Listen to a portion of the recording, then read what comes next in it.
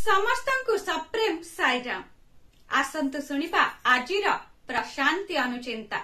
आमे किपरि निज भितरे थिबा पवित्र और दिव्य गुणागुड़िको प्रकाशित करि पारिबा।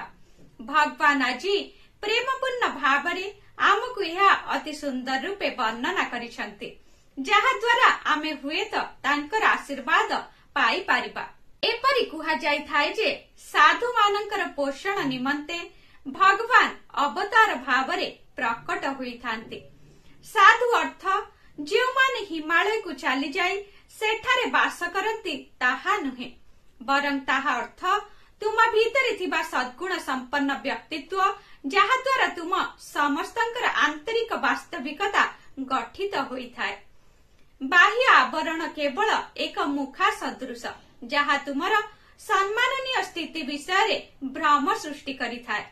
तुमे समस्ते जणे जणे साधु, कारण तुमे समस्ते हेउछ प्रेम स्वरूप, शांति स्वरूप और अमृत स्वरूप, किंतु अहंकार रूपी आवरण को वृद्धि पाई एक बहल आस्तरण सृष्टि करिबा पाई तुमे अनुमति देबा हेतु प्रकृत स्वरूप कलंकित होई जाइछि।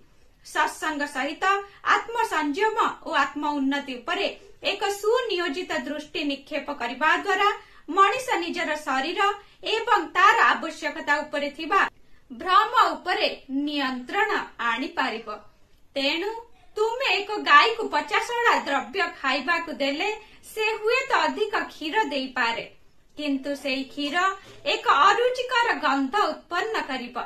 मनीष मध्य सेहीपरि साधारण सांसारिक विषय भितरे बुड़ी रहिले तार आचरण और गुणागुड़िक अप्रीतिकर होई जीव। उक्त दिव्य संभाषणटी भगवान सेप्टेम्बर 7 तारिख 1966 मसीहारे समस्तंकु सूचाई देइथिले। कहिबार तात्पर्य निज हृदयर दर्पण रे काम और क्रोधर दाग लागिबाकु दिया नाही, ताहेले तुम भीतरे थिबा भगवान स्पष्ट भावरे प्रज्वलित हेबे। जय साईराम।